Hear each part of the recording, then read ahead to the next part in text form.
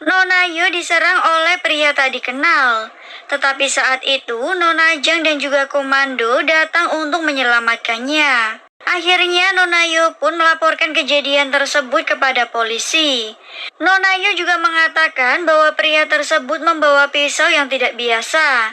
Setelah menggambar apa yang dia lihat, Detektif Kim akhirnya teringat bahwa pria tersebut adalah orang yang sama yang dulu membunuh orang tua Daun. Nah, di saat Daun mengunjungi makam orang tuanya, ternyata Detektif Kim juga berada di sana. Setelah kejadian tersebut, ternyata Daun diasuh oleh Detektif Kim. Sementara itu, para detektif belum bisa menemukan pisau yang digunakan oleh pelaku yang membunuh korban Gehenna. Kini Ketua Hakim Na Young Jin meminta Kang Bitna untuk kembali menjadi hakim tunggal. Tentu saja Kang Bitna akan melakukan hal tersebut. Terlihat Jo Dae, anak dari Detektif Kim, didatangi oleh dua orang gadis. Mereka memeras dan juga ingin mengambil barang milik Jo Dae. Tetapi di saat bersamaan Kang Bitna datang. Mereka pun langsung dihajar Kang Bitna hingga tidak bisa melakukan perlawanan. Kemudian Kang Bitna membawa Jo Dae dan dua gadis yang merundungnya ke kantor polisi.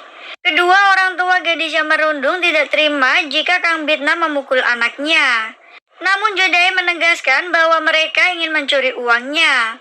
Namun setelah mengetahui Kang Bitna adalah seorang hakim, kedua orang tua tersebut akhirnya memarahi anaknya. Di saat Kang Bitna pergi, Han Daun menyusulnya. Nah, keesokan harinya, semua penghuni Wangchon akan menaiki gunung.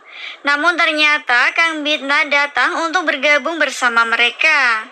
Kekesalan Kang Bitna masih berlanjut. Dia mengatakan bahwa Han Daun mencurigainya dari belakang tapi bersikap baik dari depan. Nah, akhirnya mereka pun menaiki gunung bersama. Daun merasa bingung dengan sikap Kang Bitna. Walaupun seorang iblis, tetapi dia kadang menjadi orang baik. Nah, Daun akhirnya menjelaskan bahwa Dae bukanlah adik kandungnya. Daun mengaku kedua orang tuanya dan juga adiknya meninggal karena kecelakaan. Dia akhirnya diasuh oleh Nona Kim, tetapi Daun merasa bersalah dan menganggap dirinya yang membunuh mereka. Kang Bitna menegaskan bahwa semua itu bukan salah Daun, karena jika dia membunuh, maka Daun tidak akan hidup kembali. Malam harinya, semua penghuni Villa Wangchon berkumpul dan juga minum bersama. Daun juga terlihat mulai sedikit mabuk. Tiba-tiba Han Daun mengoceh dan dia pun mengungkapkan isi hatinya sempat hampir terpikat oleh Kang Bitna. Tentu saja Kang Bitna panik dan langsung menutup mulut Han Daun. Di saat dia akan pergi, ternyata Han Daun tidak sadarkan diri. Kang Bitna pun membopong dan juga membawanya pulang ke rumah.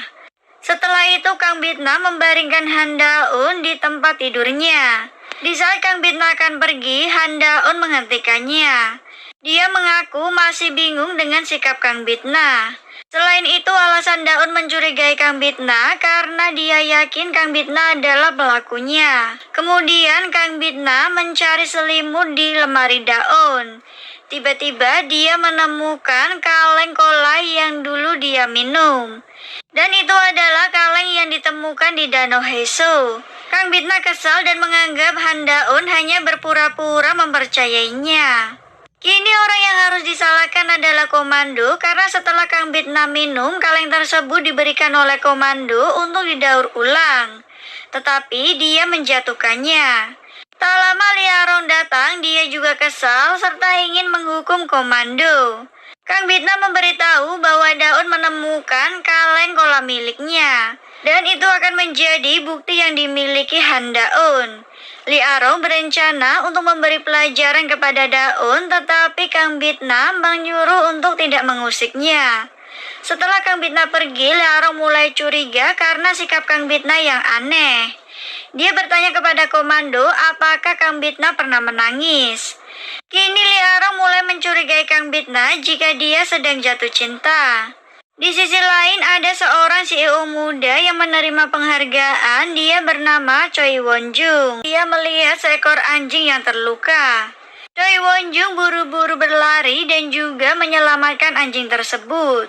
Beberapa orang mengabadikan momen tersebut serta memujinya. Tetapi di sisi lain ada beberapa karyawan perusahaannya yang sedang melakukan demo. Choi Won-jung menerima penghargaan atas pencitraan yang dia lakukan. Salah satu staf Choi Won-jung akhirnya mengajak Park Won untuk bertemu langsung dengan Choi Won-jung. Tentu saja ini adalah salah satu harapan untuk mendapatkan keadilan. Sesampainya di rumah Choi Won-jung, Pak Won ternyata mendapat perlakuan tidak menyenangkan. Tiba-tiba Choi Won-jung mengirimnya sejumlah uang. Tetapi Pak Won tidak menginginkan hal tersebut, dia hanya menginginkan keamanan untuk para karyawan. Choi Won-jung terlihat sangat kesal hingga dia mengatakan bisa mendapatkan apapun yang dia inginkan. Pak Won pun akhirnya pergi.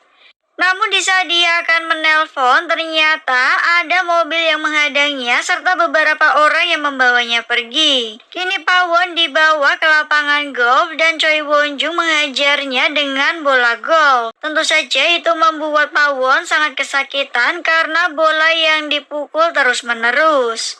Dalam perjalanan pulang, Pak Won terlihat sangat kesakitan. Dia juga menjatuhkan alat perekam yang dia bawa. Tiba-tiba ada beberapa orang yang membawanya pergi. Anak dan istrinya berusaha mencari dia dan melaporkannya ke kantor polisi. Tetapi mereka bisa melaporkannya setelah 3 hari. Dongju dan juga Jaehyun ternyata adalah tetangga mereka. Di saat makan siang, Kang Bitna melihat berita tentang kejadian tersebut. Di saat bersamaan, Kang Bitna mendapat telepon dari Dongju yang memintanya untuk bertemu. Karena keluarga Pak Won orang yang baik, mereka meminta Kang Bitna untuk membantu menemukan pelakunya.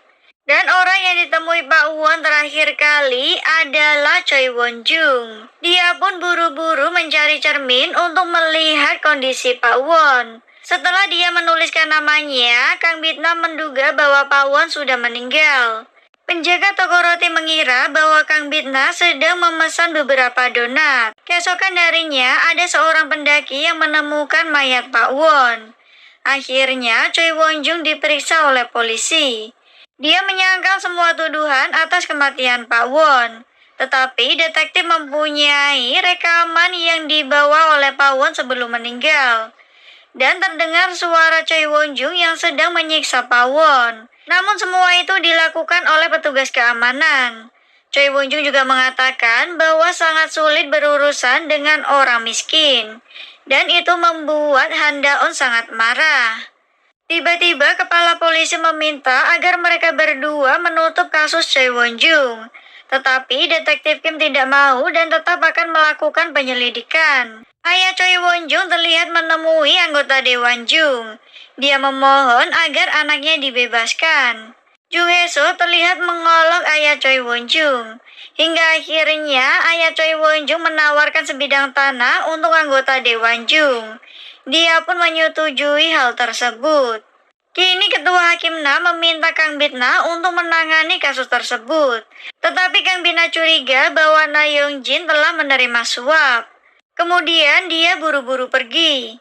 Persidangan akhirnya digelar. Kang Bitna kesal karena jaksa penuntut telah bekerja sama dengan pengacara Choi Won-jung. Kemudian Choi Won-jung memberikan pernyataan bahwa dia tidak berniat memukulnya serta semua itu hanyalah kecelakaan. Nah, Kang Bitna kesal, akhirnya dia pun meninggalkan ruang persidangan. Han Da-eun menemui Kang Bitna secara terpisah.